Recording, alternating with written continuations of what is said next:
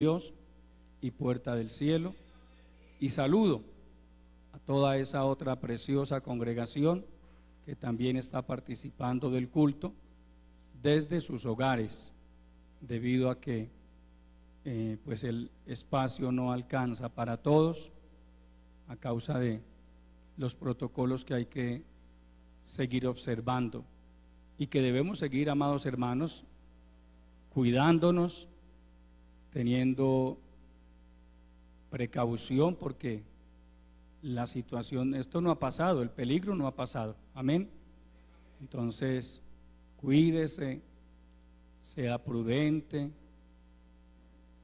hagamos lo que nos corresponde a nosotros y ya lo demás lo hace el Señor, que es guardarnos y sostenernos por su bendita misericordia. Nos alegramos de ver a nuestro hermano Eric Benítez nuevamente acá en la iglesia, amén. Qué bueno, gloria a Dios. El hermano es un testigo viviente del poder y de la misericordia de Dios. Estuvo varios días en cuidados intensivos, el pueblo orando, la iglesia orando, hermano, y Dios manifestó su poder en favor de él y de muchos otros hermanos que gracias al Señor no tuvieron que ingresar a cuidados intensivos y que ya también en su mayoría están recuperados, gloria al Señor. Bien, amados, quiero invitarles a que, puestos en pie, abran sus Biblias en el libro del profeta Malaquías, aleluya, libro del profeta Malaquías, capítulo 3.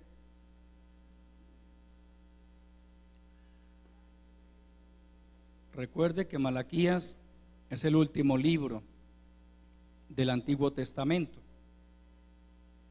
Espero que la mayoría de ustedes al menos ya sepan distinguir entre el Antiguo y el Nuevo Testamento, amén. Y que otra cantidad, otro porcentaje sepa buscar en la Biblia. Ya es tiempo, gloria a Dios.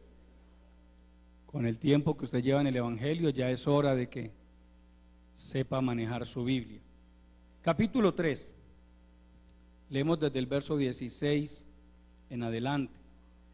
Entonces los que temían a Jehová hablaron cada uno a su compañero, y Jehová escuchó y oyó, y fue escrito libro de memoria delante de él para los que temen a Jehová y para los que piensan en su nombre. Y serán para mí especial tesoro, ha dicho Jehová de los ejércitos, en el día en que yo actúe, y los perdonaré, como el hombre perdona a su hijo que le sirve. Entonces os volveréis y discerniréis la diferencia entre el justo y el malo, entre el que sirve a Dios y el que no le sirve. Amén. Vamos a orar. Padre nuestro que estás en los cielos, te adoramos, Señor, exaltamos tu grandeza. Tú eres digno de ser honrado y de ser glorificado.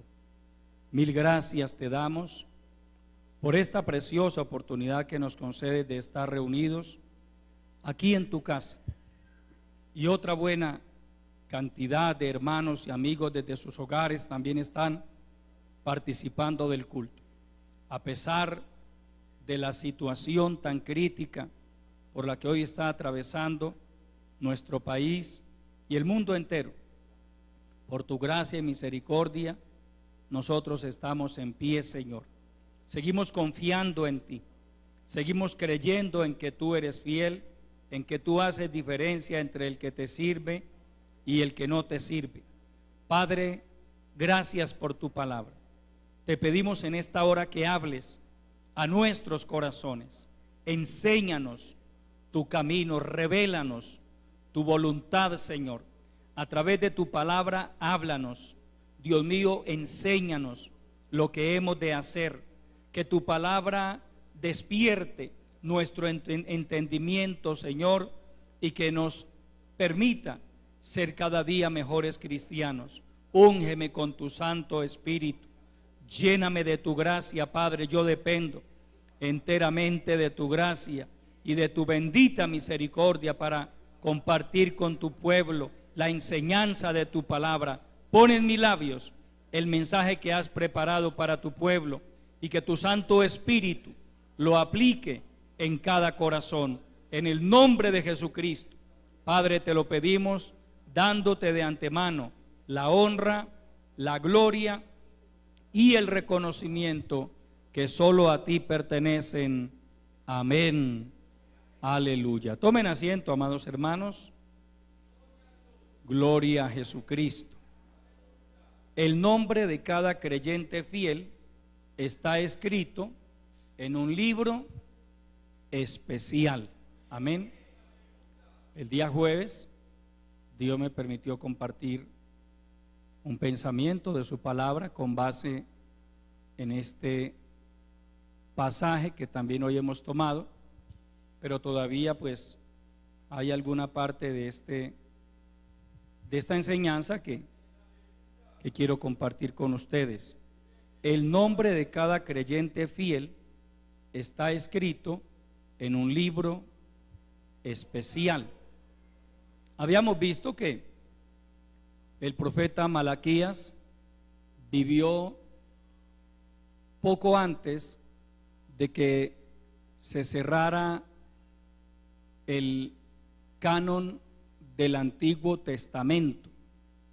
Él escribe el último libro del Antiguo Testamento unos 400 años antes de la venida de nuestro Señor Jesucristo.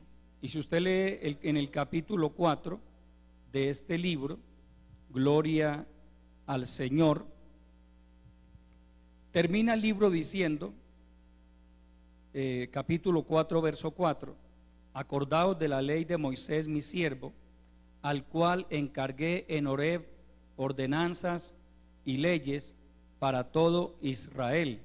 He aquí, yo os envío el profeta Elías, antes que venga el día de Jehová, grande y terrible.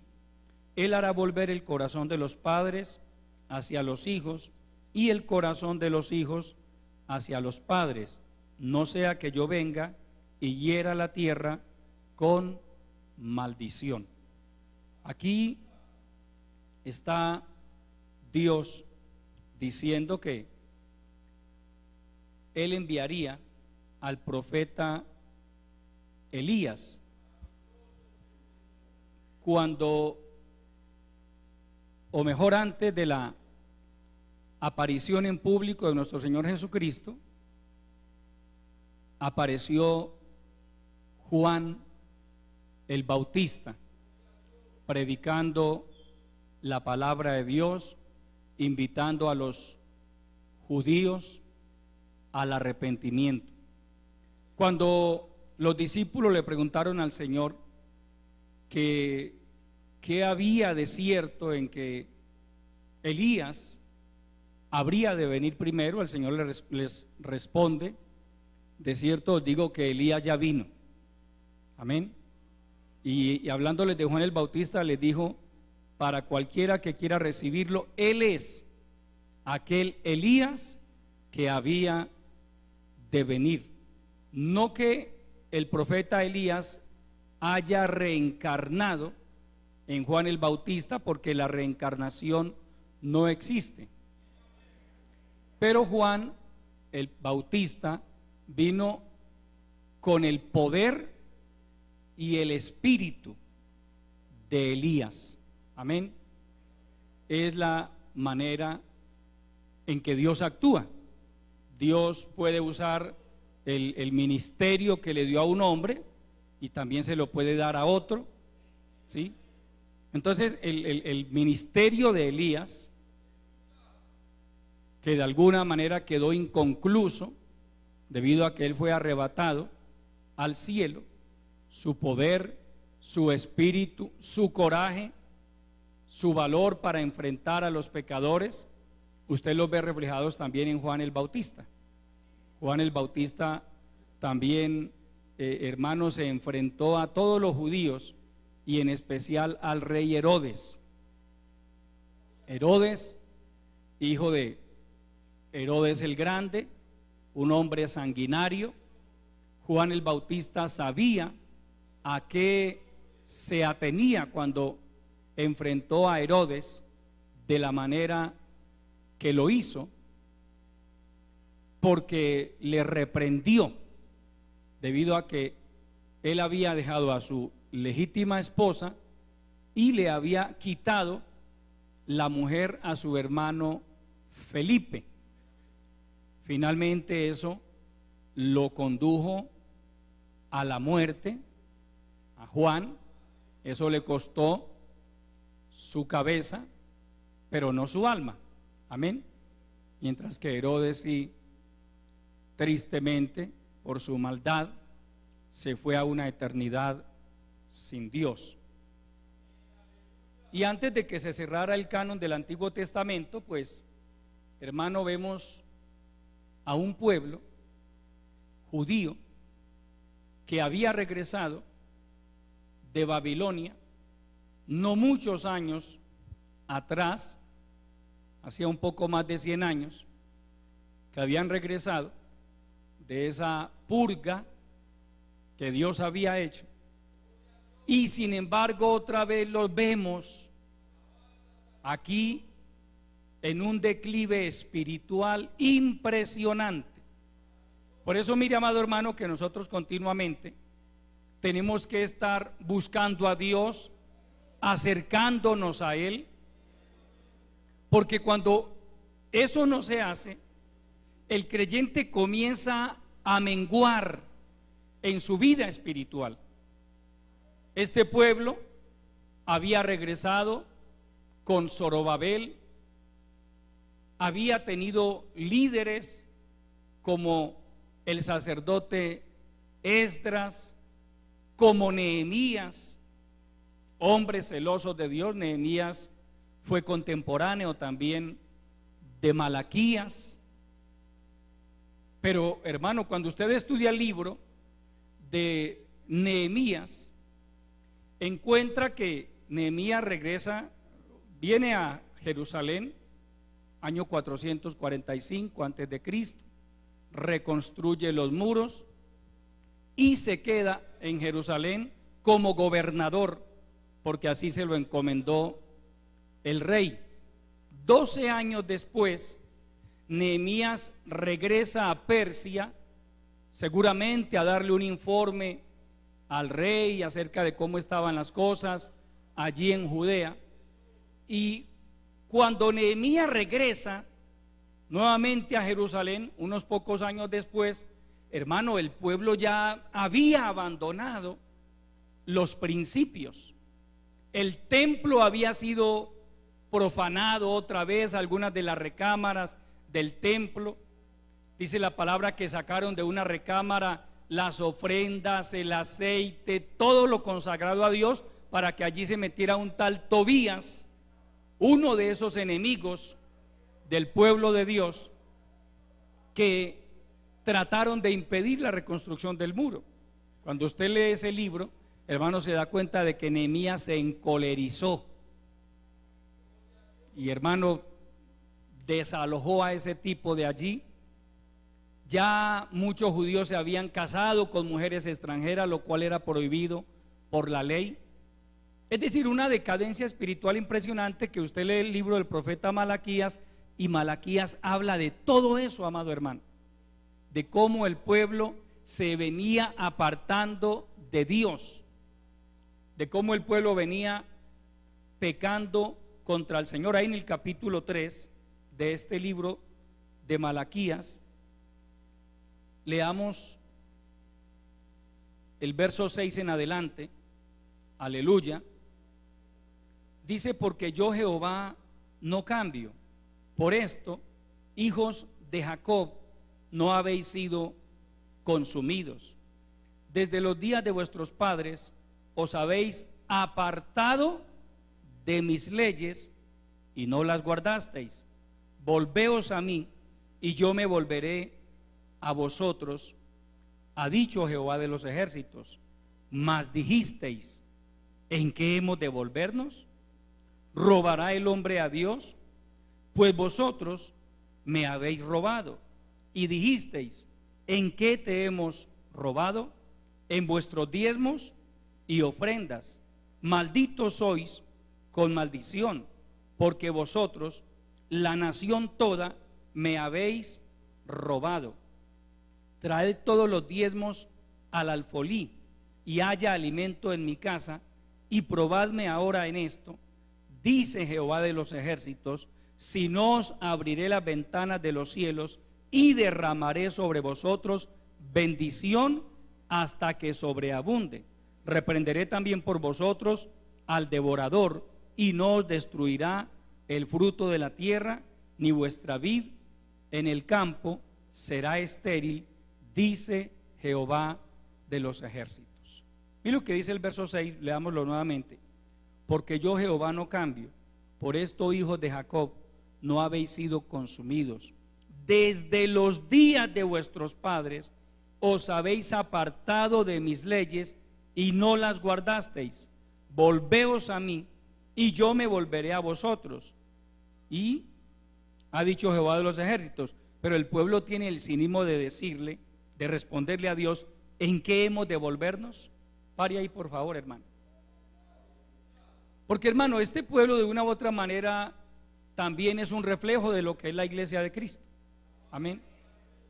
Aquí este pueblo le habla a Dios con cinismo: ¿en qué hemos de volvernos? ¿Por qué viene usted a decirnos que volveos a mí? ¿En qué hemos de volvernos? ¿Robará el hombre a Dios? ¿Le hemos robado? ¿Lo hemos atracado? Hay gente irreverente con Dios, amado hermano. Y uno oye cristianos que son irreverentes con el Señor. Entonces, ¿robará el hombre a Dios? Y Dios dice: sí, ustedes me han robado. ¿En qué? En vuestros diezmos y ofrendas. ¿Quién lo creyera, hermano? Dios tenía también, tomaba nota también de eso. Porque es que históricamente el pueblo de Dios siempre honró a su Creador con sus diezmos y sus ofrendas. Cuando Abraham vivía, no existía la ley. Sin embargo, usted conoce la historia, si ha leído el capítulo 14 del libro de Génesis, de una batalla que Abraham pelea con unos reyes amorreos y los derrota y les toma un gran botín. Sale Melquisedec, rey de Salem y sacerdote del Dios Altísimo, y dice: y Abraham le dio los diezmos de todo. Y no existía la ley, porque a quienes no les gusta esta palabra, y en lo personal nunca trato de imponérsela a nadie, pero ahí está escrita, amén, ahí está escrita la palabra. Y hay quienes, hermanos, se rasgan las vestiduras diciendo: mire, pero es que eso era en la ley. Pues Abraham nunca estuvo bajo la ley. Y es más, no solo eso, Abraham le enseñó a su hijo Isaac le enseñó a sus hijos, porque cuando usted lee el capítulo 28 del libro de Génesis, que Jacob iba rumbo hacia la tierra de Harán, preocupado, su hermano Esaú quería matarlo, él no conocía a su tío Labán. Usted puede imaginarse tantas cosas. Fueron varias semanas, quizá meses, los que tuvo que caminar Jacob para llegar a la tierra de Harán. Y usted puede imaginarse a Jacob caminando solo por desiertos, por montes. Y una noche, hermano, donde llegaba lo cogía la noche y ahí se tiraba a dormir. Alguna capa llevaba, con esa se cubría. Y una noche tiene un sueño donde ve una escalera, hermano, que llegaba de la tierra al cielo, y ángeles que bajaban y subían por ella. Y en lo alto de la escalera él ve el trono de Dios, la gloria de Dios, y desde allí Dios le habla y le dice: yo soy el Dios de tu padre Abraham, el Dios de tu padre Isaac. Toda la tierra que tú ves es para ti. Yo te voy a guardar, yo te voy a sostener, porque no te dejaré, dice, y volveré a traerte a esta tierra, porque no te dejaré hasta que haya hecho lo que te he dicho. Jacob despierta de ese sueño, hermano. Jacob tampoco vivió bajo la ley. Él dice: Dios mío, esto no es otra cosa que casa de Dios y puerta del cielo. Aquí está Jehová y yo no lo sabía.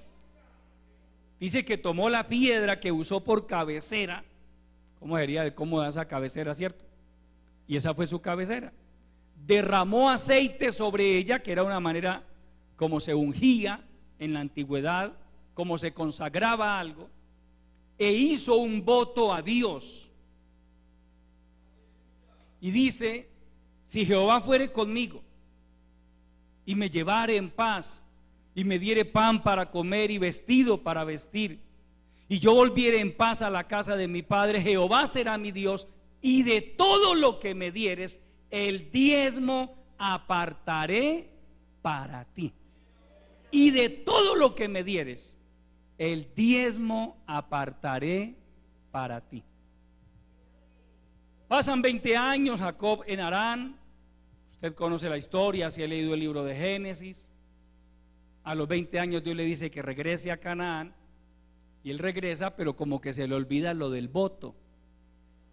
Que a veces el creyente comete el error, hermano, de hacer votos a la ligera. Señor, si tú haces esto, yo te prometo. Y después, hasta luego, Señor, gracias.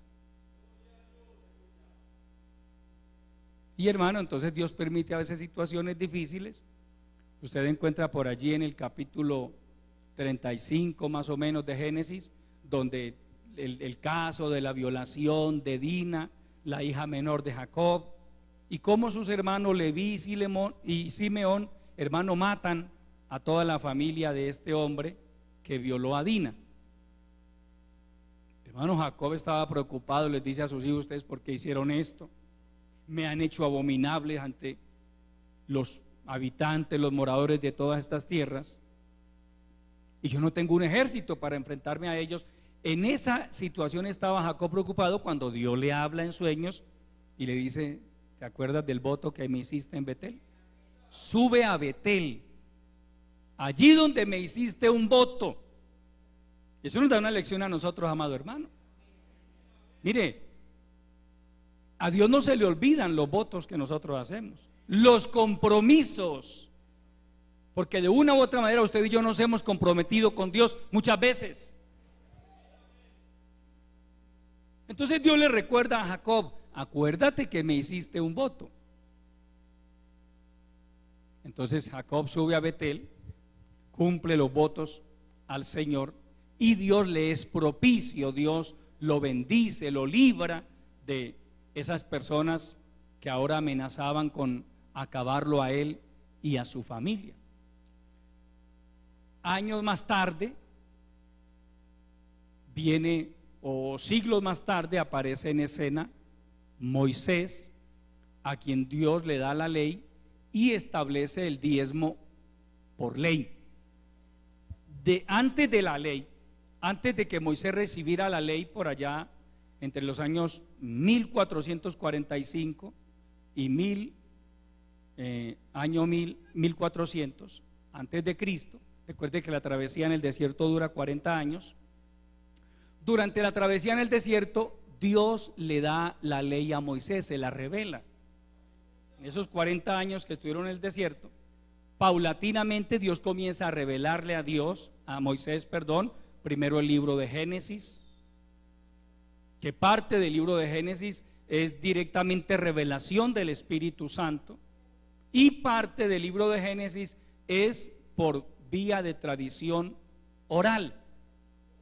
Moisés compila todo el libro de Génesis, luego en Éxodo pues él narra su propia historia, su nacimiento, las circunstancias sociales que rodeaban la vida del pueblo israelita en Egipto, su huida a Madián, su regreso 40 años después, cómo Dios lo usa para sacar el pueblo de Egipto, y los 40 años en el desierto.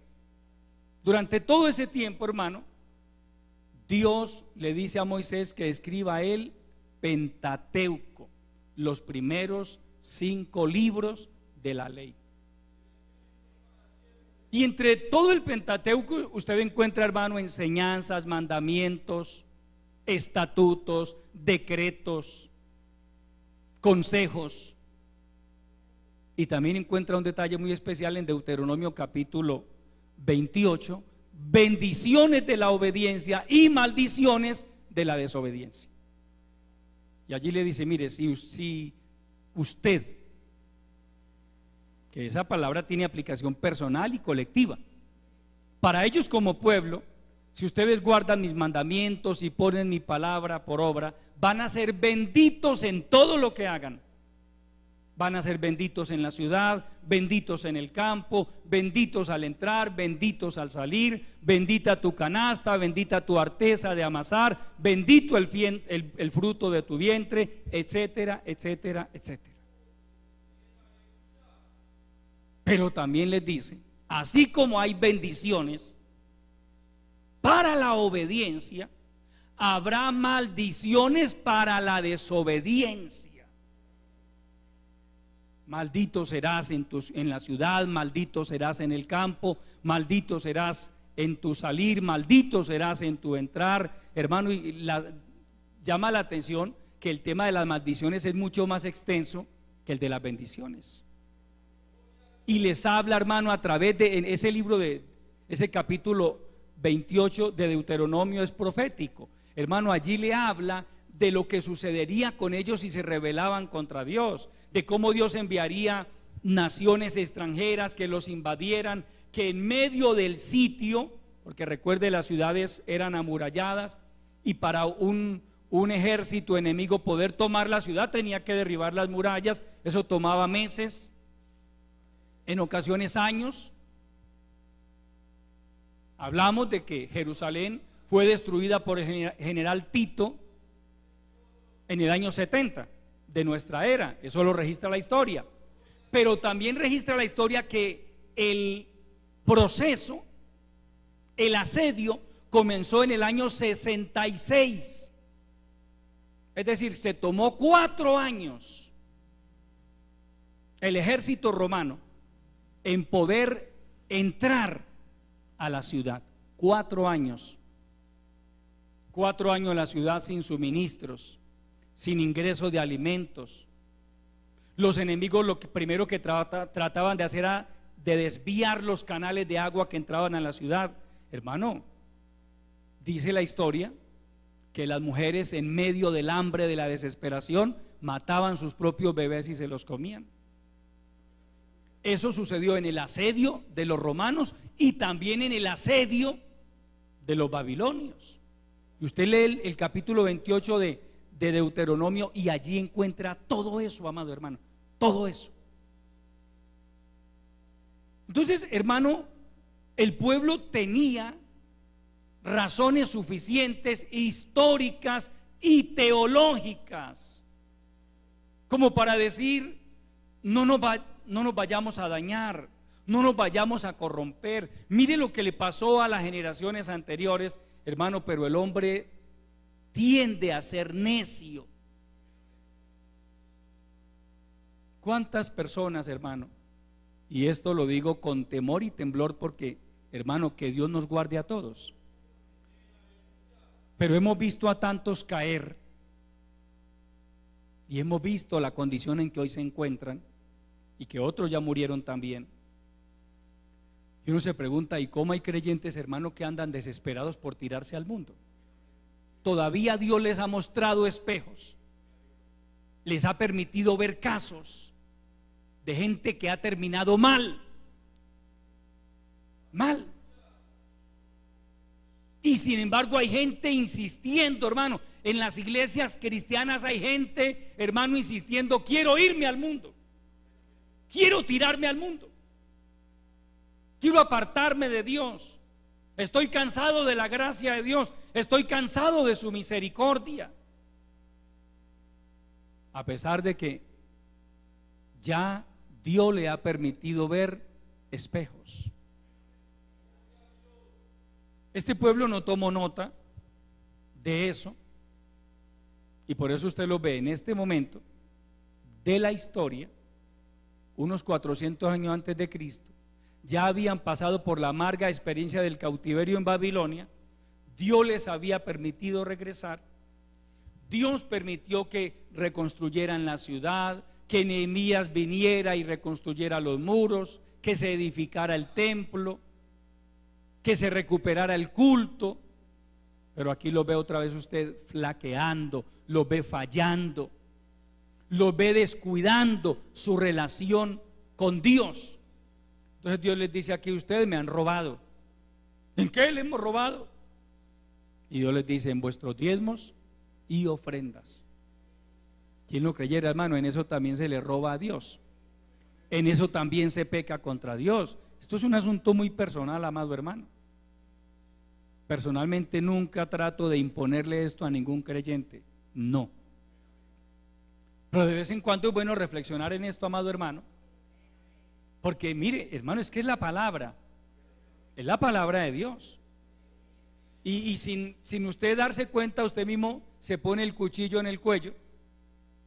Usted podrá tener todos los argumentos del mundo para decir: yo no lo hago, y es respetable, es su decisión.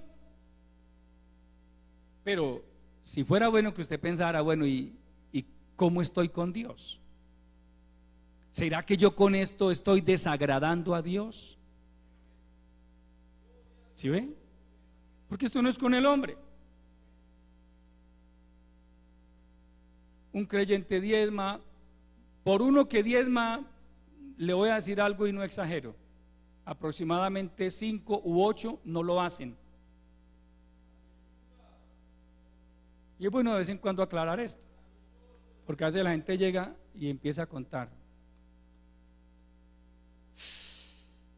uy, hermano, multiplique eso por uy.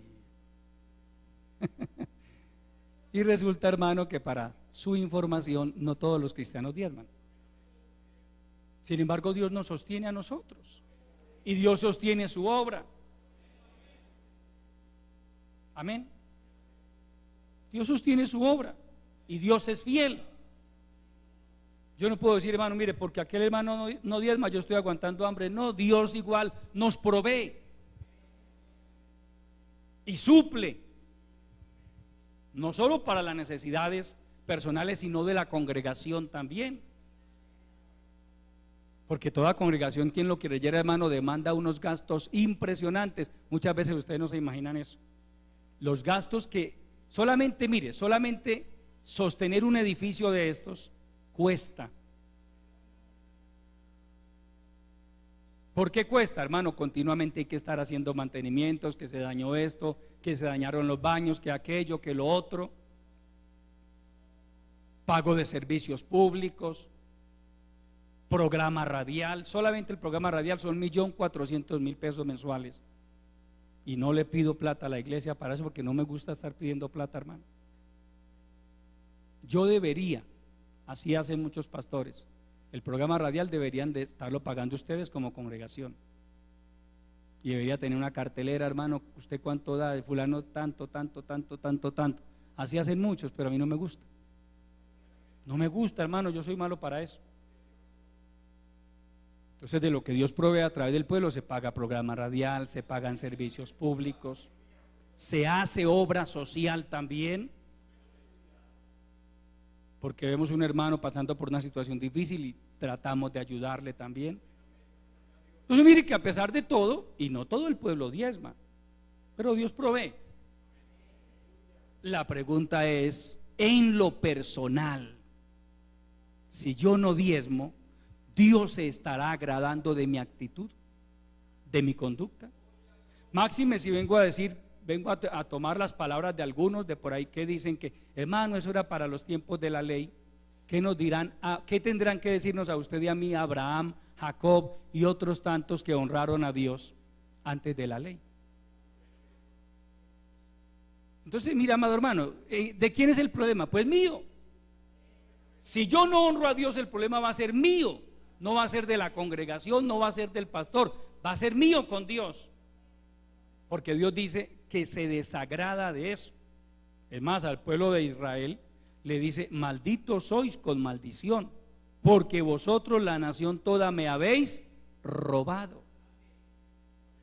Y dice: traed todos los diezmos al alfolí y haya alimento en mi casa, y probadme ahora en esto, dice Jehová de los ejércitos, sino os abriré las ventanas de los cielos y derramaré sobre vosotros bendición hasta que sobreabunde.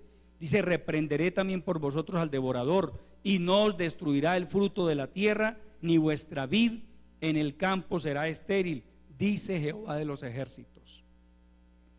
¿Qué significa esto, amado hermano?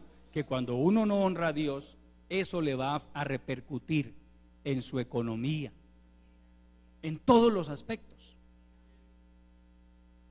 Entonces mire, pues el pastor no anda detrás de usted, ni siquiera le pregunto a la persona que administra las entradas, hermano, el hermano tal diezma, jamás. La hermana me es testigo, yo no hago eso. No sé quiénes de ustedes lo hagan y no lo hagan, porque eso es muy personal. Esto es con Dios, amado hermano. Esto es con Dios. Pero en lo personal puedo decirle, hermano, cuando yo me convertí a Cristo, vivía de arrimado en una pobreza, hermano, impresionante. Tan pobre que no podía pagar arriendo, no me alcanzaba, no era capaz de pagar arriendo. Y no me gustaba diezmar. Yo me convertí, yo dije, no, yo no me voy a poner a diezmar. Más bien con esa plata de los diezmos doy mercados a los pobres, y tampoco le da mercado a los pobres. Pero un día le pregunté a una persona ya un poco más curtida en el evangelio, le dije, hermano, ¿usted qué piensa de los diezmos? Y él me dijo, hermano, diezmar es una bendición. ¿Sabe qué me llamó la atención de este hermano? Que él me dijo, yo diezmo desde que era inconverso. Y hermano, en efecto Dios había bendecido a este hombre. Trabaja porque todavía trabaja en una de las mejores empresas de la ciudad. Él me decía, hermano, me testificó, mi suegra es cristiana.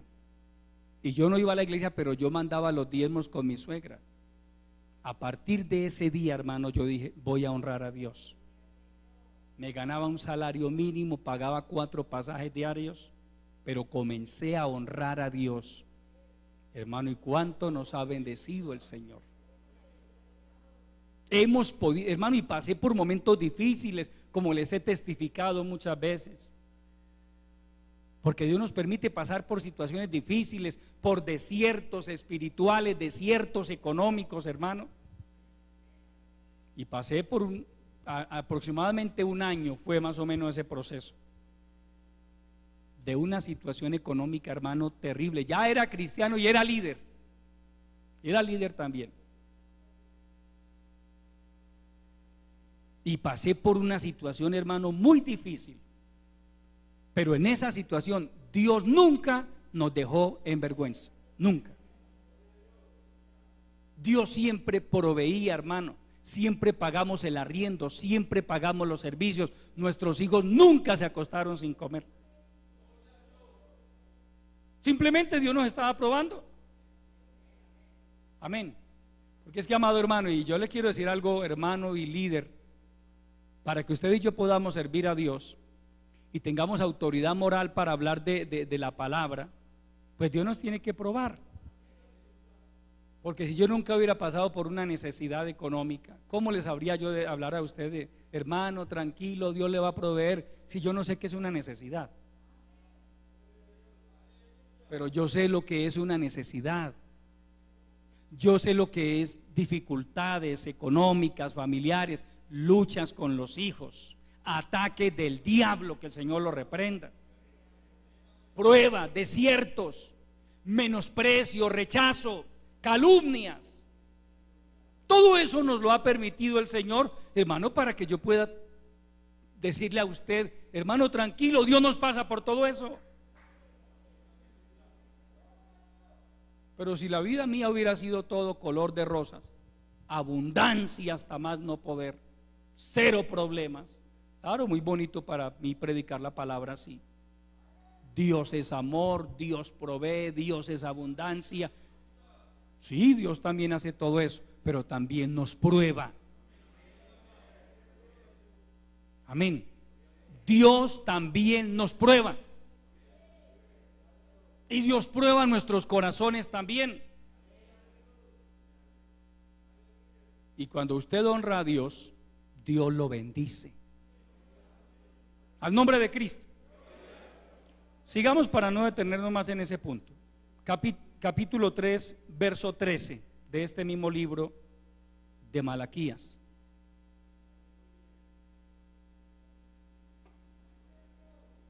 vuestras palabras contra mí han sido violentas, dice Jehová, y dijisteis, ¿qué hemos hablado contra ti?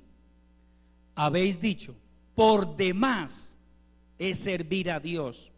¿Qué aprovecha que guardemos su ley y que andemos afligidos en presencia de Jehová de los ejércitos? Decimos pues ahora, bienaventurados son los soberbios y los que hacen impiedad. No solo son prosperados, sino que tentaron a Dios y escaparon. Mire lo que, hermano, la manera como habla la gente cuando anda medio desubicada. ¿Quiere conocer a usted quiere saber cuándo un creyente está desubicado? En su manera de hablar, amado hermano, su manera de expresarse. Hermano, a veces pues, yo no sé tanta cosa y dicen esto y dicen lo otro, y a ver, en cambio mire a fulano y mire allí y mire el de allá y mire ese hermano, y para mí ese hermano no es tan espiritual, y mire Dios cómo lo bendice. Más o menos así estaba hablando esta gente. Vuelva a leer el verso 14. Habéis dicho, como Dios sabe lo que nosotros hablamos y lo que pensamos, Dios les dice, habéis dicho, por demás es servir a Dios. ¿Qué aprovecha que guardemos su ley y que andemos afligidos en presencia de Jehová de los ejércitos? Decimos pues ahora, los judíos decían eso, bienaventurados son los soberbios y los que hacen impiedad. No solo son prosperados, sino que tentaron a Dios y escaparon. Así habla la persona necia. Así habla la persona que gradualmente va perdiendo el temor de Dios. Ahora comienza a compararse con los impíos. Hermano, mire esos impíos, mire, vea, y mire cómo viven. Es que nosotros no estamos llamados a compararnos con los impíos. Recuerde que el destino de ellos es muy diferente al nuestro. Asaf cometió ese error de compararse con los impíos. Mire mi condición, problemas, dificultades, necesidades. He llegado a la conclusión de que ha sido en vano haber lavado mis manos en inocencia. Él dice, pero hasta que entrando en el santuario comprendí el fin de ellos. Los has puesto en desfiladeros, hermano. Ellos van hacia abajo. El impío va hacia abajo, nosotros vamos hacia arriba. Esa es la enorme diferencia, amado hermano, por si no lo había entendido. Por más que ellos tengan hoy lo que tengan, ellos van hacia abajo. Pero el Hijo de Dios, con todo y los problemas, las adversidades, las dificultades, hermano, pero va hacia arriba. Y aún en medio del problema, en medio del dolor, de la adversidad, de la enfermedad, de la necesidad, Dios no lo desampara. Usted ve a Job pasando por esa prueba tan tremenda que pasó, pero en medio de todo, hermano, Dios nunca lo abandonó. Y cuando terminó la prueba, porque la prueba termina, amado hermano, el tiempo de la prueba es limitado. Amén. Yo no le puedo decir a usted, en mi caso, por la gracia de Dios, llevo 26 años de cristiano. Yo no le puedo decir que llevo 26 años de pruebas. No, amado hermano. ¿Ha habido pruebas? Sí. ¿Ha habido momentos difíciles? Sí. ¿Ha habido ataques de las tinieblas? Sí. Pero yo no le puedo decir, hermano, que hermano, 26 años en pruebas y aquí estoy. No, todo ha sido pruebas. También han sido muchas las bendiciones. También han sido muchas las victorias. Es más, hermano, cuando uno con honestidad se pone, hermano, a analizar, estas han sido las pruebas, estos han sido los ataques de las tinieblas, estos han sido los momentos difíciles, y estas han sido las bendiciones. Han sido más las bendiciones que las pruebas. Ha sido mayor el tiempo que hemos estado en victoria, en bendiciones, hermano, que las pruebas. Y en medio de las pruebas también hemos visto la gloria de Dios. Es que, hermano, esto es lo lindo del evangelio. Cuando usted aprende, porque hay gente que queda todo el tiempo mirando hacia los demás. Hermano, mire ese hermano, mire allá, mire esto, y míreme a mí. Ay, a mí me da tanto pesar de mí mismo, hermano. Yo me admiro tanto, hermano, porque yo para sufrir estoy solo en este mundo. Pero nunca miran hacia el cielo, hermano. Por eso tanto creyente, hermano, sin poder ver la gloria de Dios, porque viven amargados, murmurando. Y mire, hermano, y el pastor dice que le ayudan a la gente. A mí nunca me han ayudado. Pues Dios no nos ha tocado el corazón para ayudarle a usted todavía. Es que eso también lo hace Dios, hermano. Amén. Y a veces Dios no toca el corazón por este lado, pero lo toca por otro. No siempre las ayudas que mi esposa y yo recibimos fueron de parte de los pastores, aunque hubo momentos en que nos ayudaron, pero no siempre fueron de parte de ellas. Dios también usaba a otras personas y nosotros no le pedíamos a nadie. Dios sabía la situación por la que estábamos pasando y enviaba a sus cuervos. Es que Dios es fiel, amado hermano. Dios es fiel. Vale la pena, hermano, uno mantenerse fiel al Señor. Es que Él es muy bueno. Al nombre de Cristo. Pero esta gente, desubicada espiritualmente hablando, decían: no, pues para nosotros son más bienaventurados los soberbios y los que hacen impiedad, porque no solo son prosperados, sino que tentaron a Dios y escaparon. Ojo con este detalle: tentaron a Dios y escaparon. Mucho cristiano, ¿saben quién se inspira? En los descarriados que hay por ahí en el mundo. Hermano, yo me lo encuentro y eso es bien. ¿Cómo está? Bien, bien, contento, me va bien. Y se va al pobre evangelístico todo cabizbajo. Hermano, mire, vea. Tentaron a Dios y mire, vea. Y uno en la iglesia, y uno sirviendo, y uno guardando, y uno. Eso, mire, así habla la gente necia. Dicen: hermano, ellos hacen impiedad y no solo son prosperados, sino que tentaron a Dios y escaparon. ¿Quién dijo que escaparon? ¿Quién dijo que escaparon? Muéstreme un descarriado que haya escapado de los tratos de Dios.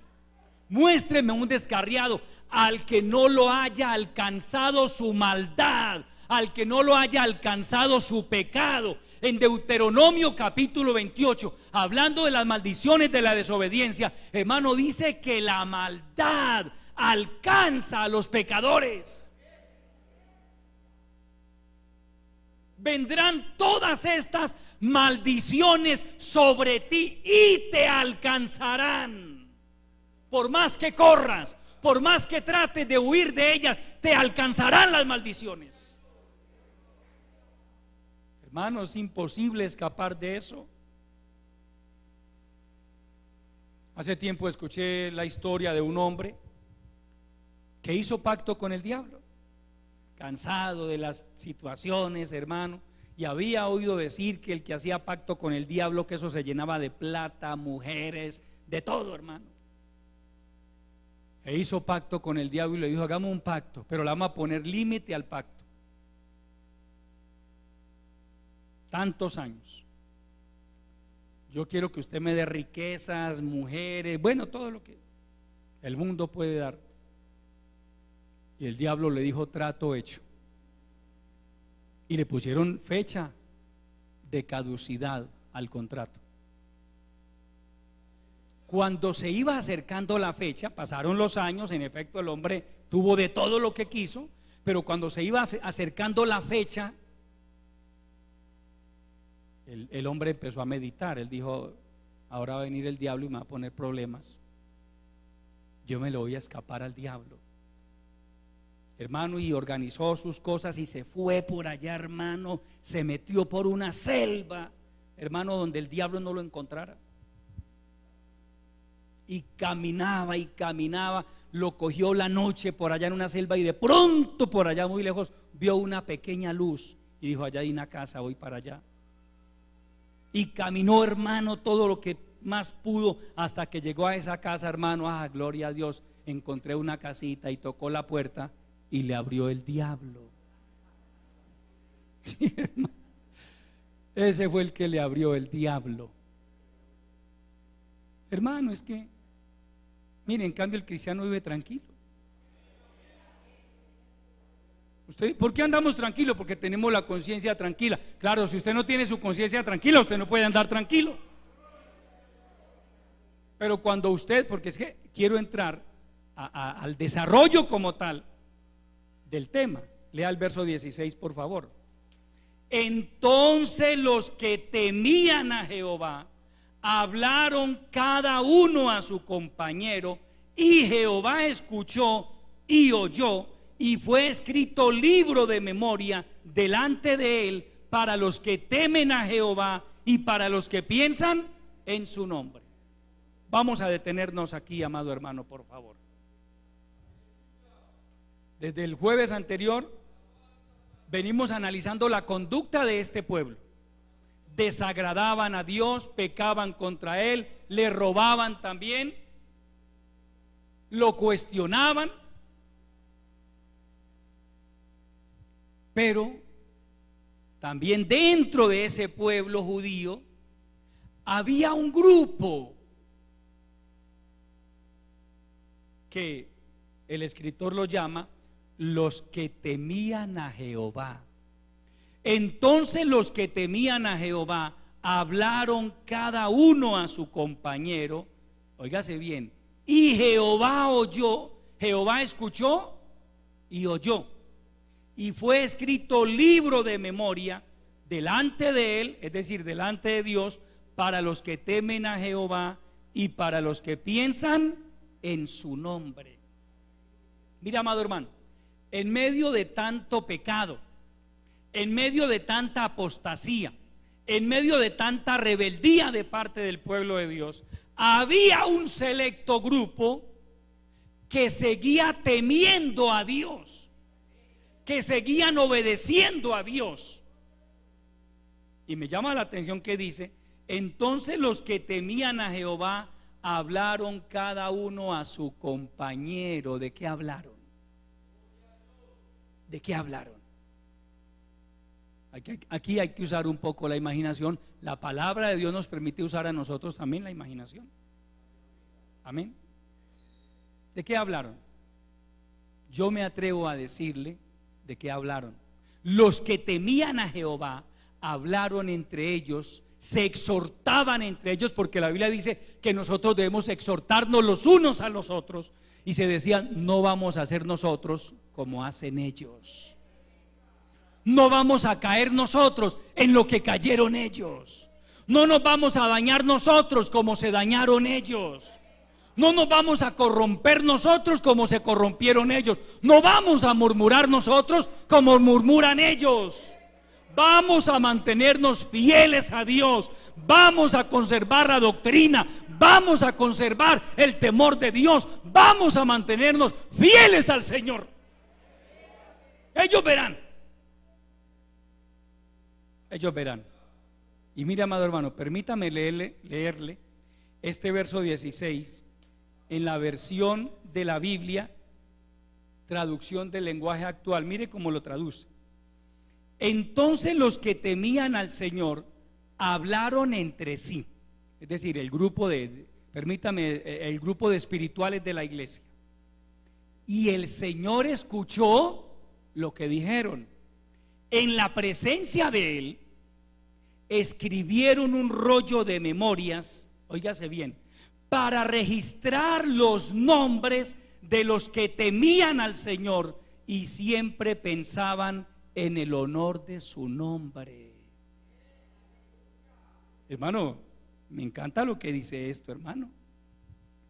Entonces los que temían al Señor hablaron entre sí Y el Señor escuchó lo que dijeron. Es que Dios escucha lo que nosotros decimos, hermano. Dios no es sordo. El creyente descuidado o desubicado dice: hermano, ya Dios no me escucha. ¿Quién le dijo a usted que Dios ya no escucha?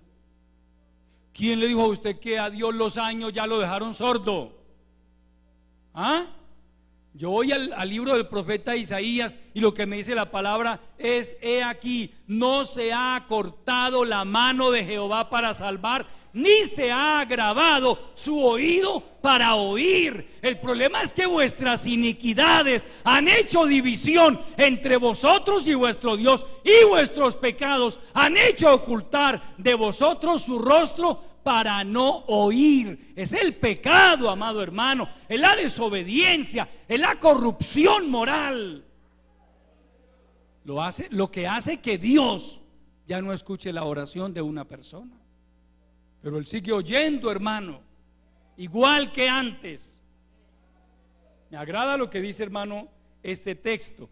Entonces los que temían al Señor hablaron entre sí, y el Señor lo escuchó. Escuchó lo que dijeron.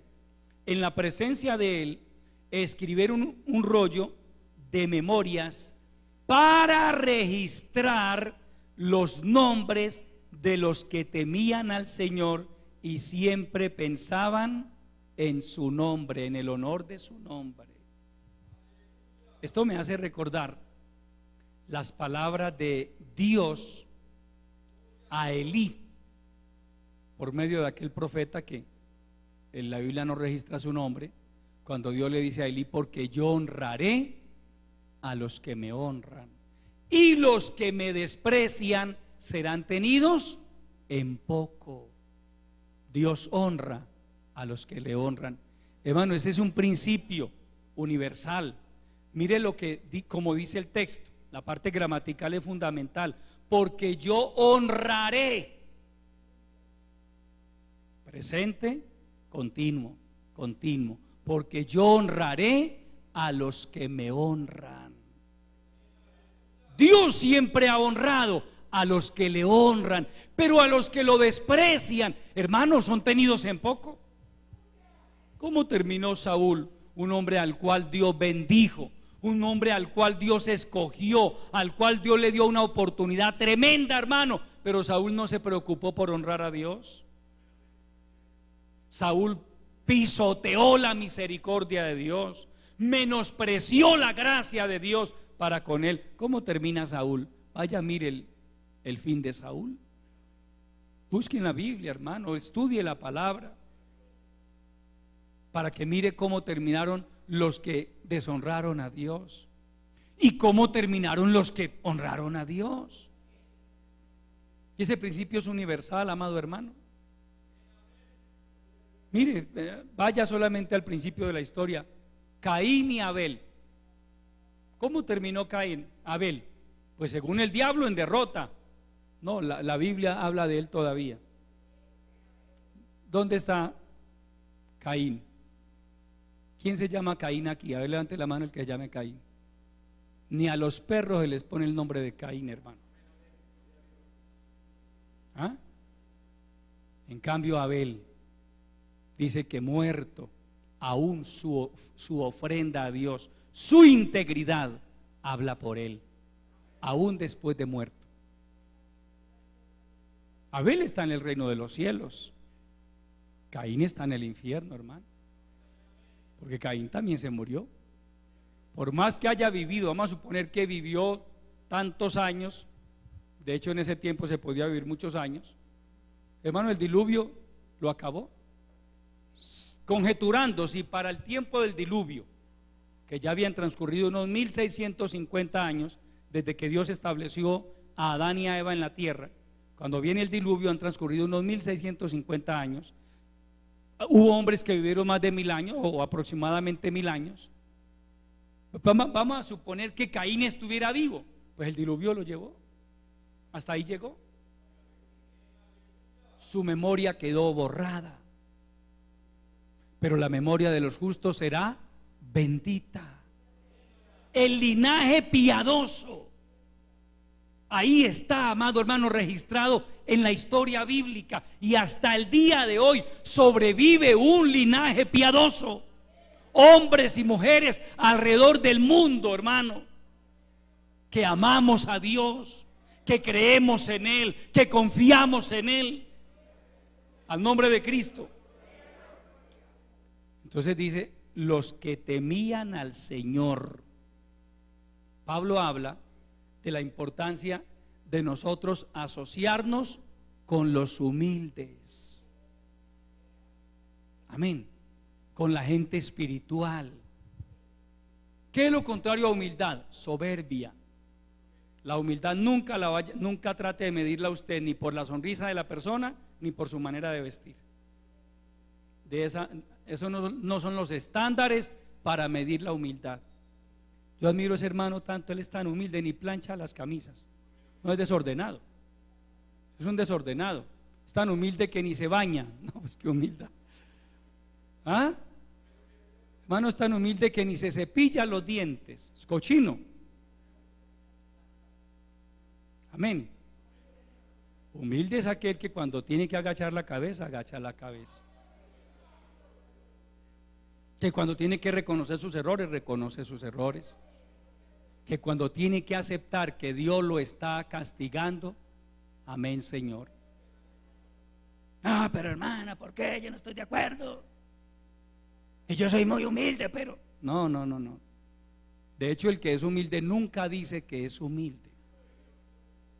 Ya ahí, hermano, ya empieza como a notarse el desequilibrio. Hermano, es que yo soy tan humilde. No le crea. No le crea. A esa gente que lo que más les enorgullece es su humildad, no se les puede creer.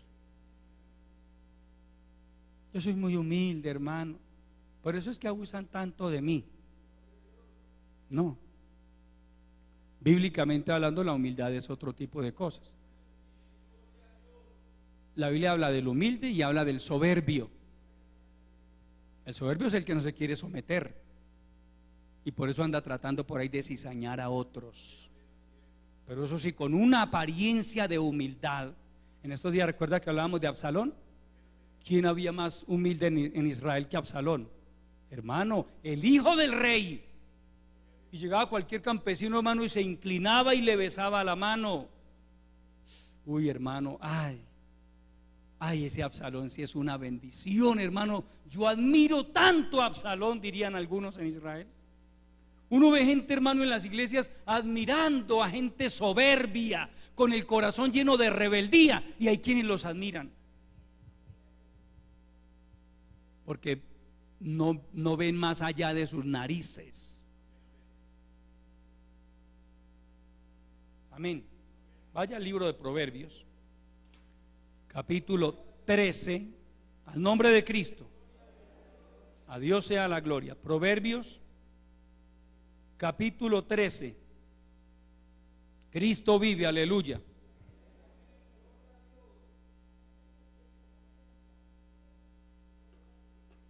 Leamos el verso 20.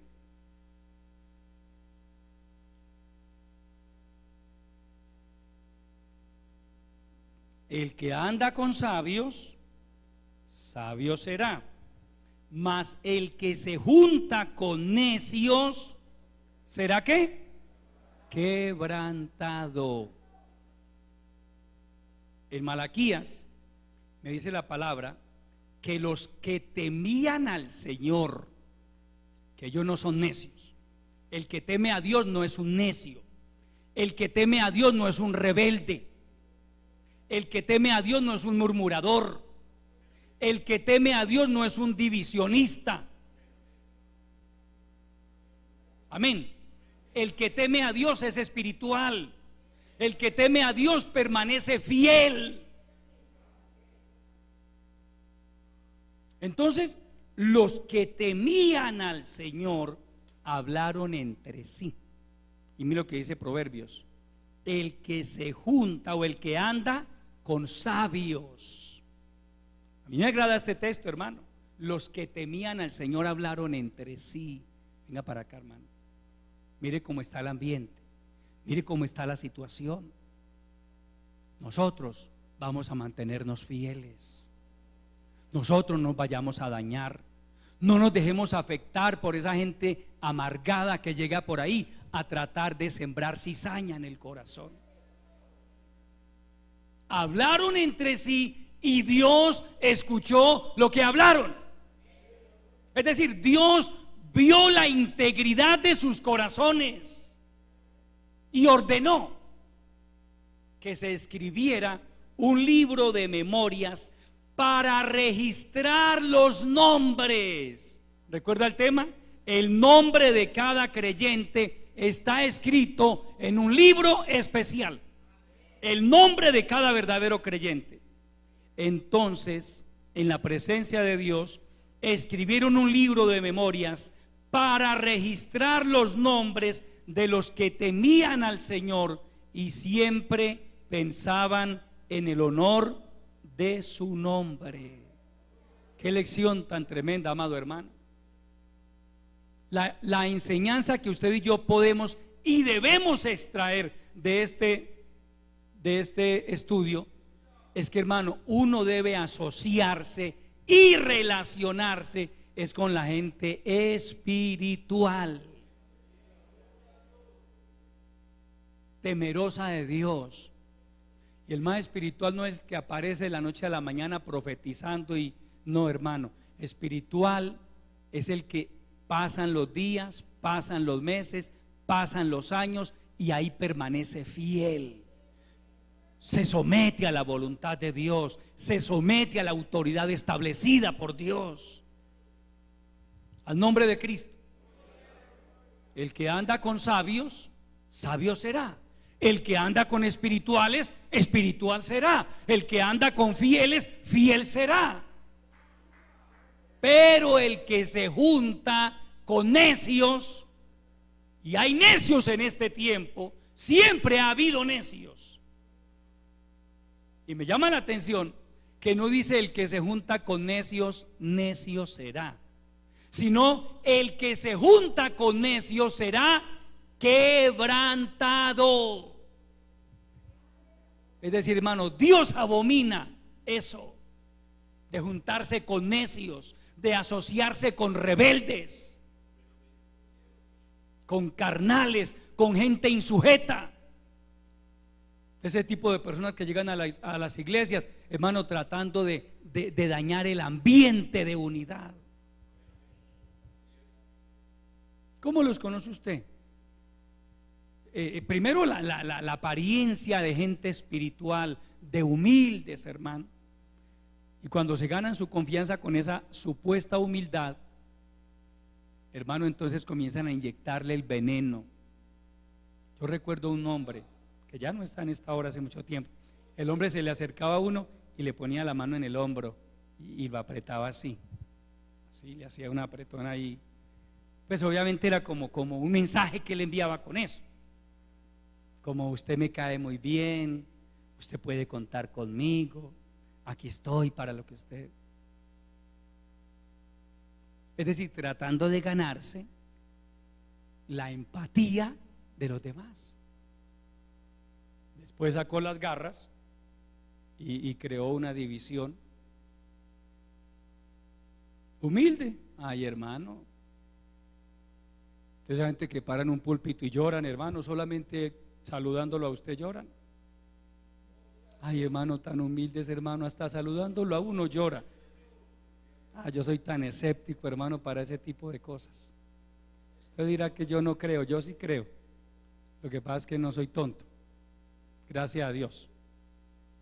Yo, hermano, no trago entero y usted me perdonará, pero soy muy escéptico con algunas conductas de algunas personas. Porque es que usted va a la palabra, hermano, y el Señor no andaba por ahí fingiendo, aparentando. No, hermano, usted no ve a Pablo tampoco en esas, ni a Pedro, ni a David, pero sí ve a Absalón con esa conducta. Entonces, yo quiero resaltar, hermano, lo que dice en este libro del profeta Malaquías. Entonces los que temían al Señor hablaron entre sí, y el Señor escuchó lo que dijeron. Dios, hermano, siempre para Él es importante. Él valora que haya en una congregación hombres y mujeres que le amen, que le obedezcan, que se identifiquen con la palabra escrita, no con la mundanalidad, no con la rebeldía, no con la murmuración, no con la deshonestidad, sino con la integridad, con la fidelidad. Dios valora eso. Y Dios dice el texto, hermano, que en presencia de Él escribieron un rollo de memorias para registrar los nombres de los que temían al Señor y siempre pensaban en el honor de su nombre, es decir, aquellos que se preocupan por el testimonio del Evangelio. Vaya al libro de Apocalipsis, capítulo 3, y con esto terminamos. A Dios sea la gloria. Apocalipsis, capítulo 3. Cristo vive para siempre, aleluya.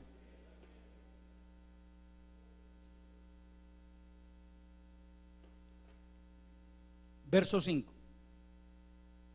Dice el Señor Jesucristo a la iglesia de Sardis: el que venciere será vestido de vestiduras blancas, y no borraré su nombre del libro de la vida, y confesaré su nombre delante de mi Padre y delante de sus ángeles.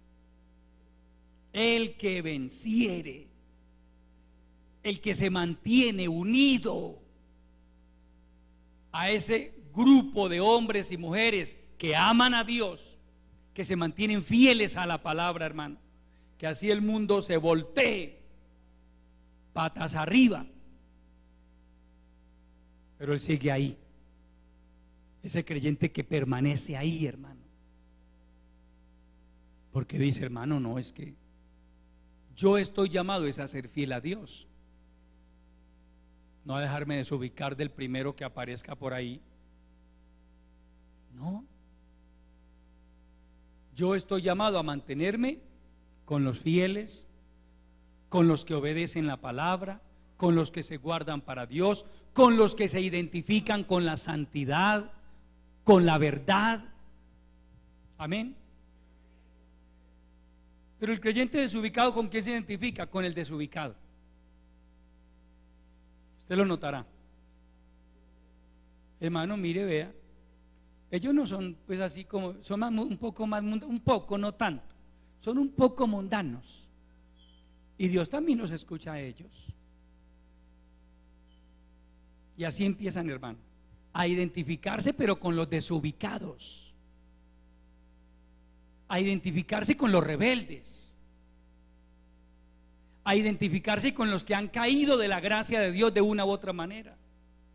No, amado hermano, los que temían al Señor hablaron entre sí, y el Señor oyó y escuchó, y Dios dio una orden: me les registra el nombre en un libro de memorias. Y ese libro de memorias es el libro de la vida. Y al decir el Señor Jesucristo, el que venciere será vestido de vestiduras blancas, y no borraré su nombre del libro de la vida, implícitamente está diciendo: el que no venza, su nombre va a ser borrado del libro de la vida. Cuando Moisés le dijo: Señor, si es del caso, más bien ráeme de tu libro que has escrito, bórrame de tu libro que has escrito. Moisés le dijo: no. Dios le respondió: no. Al que pecare contra mí, a ese borraré de mi libro. El nombre de una persona, de un cristiano, puede ser borrado del libro de la vida, amado hermano. Por eso es que la insistencia, hermano, Dios a través de su palabra nos exhorta, nos insiste una y otra vez: manténgase fiel. ¿Por qué? Porque un creyente se descuida, se aparta de los caminos de Dios, y su nombre puede llegar a ser borrado del libro de la vida. El que venciere, el que venciere. El que no venciere, implícitamente está diciendo su nombre va a ser borrado. Pero el que venciere será vestido de vestiduras blancas y no borraré su nombre del libro de la vida. Qué importante, amado hermano, que usted y yo procuremos mantenernos fieles al Señor, para que nuestros nombres permanezcan allá inscritos en el libro de la vida. Cuando los 70 discípulos que el Señor envió a predicar, a sanar enfermos, a libertar endemoniados, volvieron con gozo, le dijeron: Señor, aún los demonios se nos sujetan en tu nombre. Él les dijo: sí, yo veía a Satanás caer del cielo. Es decir, hubo una batalla tan tremenda que el diablo y los demonios caían del cielo. Pero que ese no sea su mayor gozo, que ese no sea su mayor regocijo. Lo que realmente importa es que vuestros nombres estén escritos en el libro de la vida. Eso es lo que realmente importa, amado hermano. Y para eso usted y yo debemos seguir luchando día tras día. No desvíe su mirada ni a la derecha ni a la izquierda. No mire qué hacen allí, qué hacen allá. No, hermano, aquí está la palabra. Ahí está la palabra. Dios no ha cambiado la palabra. Dios no ha autorizado a ningún apóstol, si hubieran apóstoles,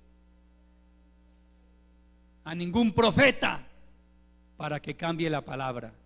Ya la palabra está escrita. Esta es la palabra que Dios nos ha entregado, y es la palabra que usted y yo debemos seguir atesorando en nuestros corazones. Póngase de pie, amado hermano. Vamos a darle gracias al Señor por su bendita palabra. Padre eterno, mi alma te alaba, Señor. Te doy a ti la honra, la gloria y el reconocimiento por este consejo de tu palabra que has puesto en mis labios. Padre, gracias por tu palabra, Señor. A través de ella seguimos aprendiendo, Señor, que definitivamente es menester luchar cada día por mantenernos fieles a ti, y que tú honras a los que te honran, que tú honras a todos aquellos que deciden mantenerse fieles a ti, independientemente de todo lo que pase a su alrededor.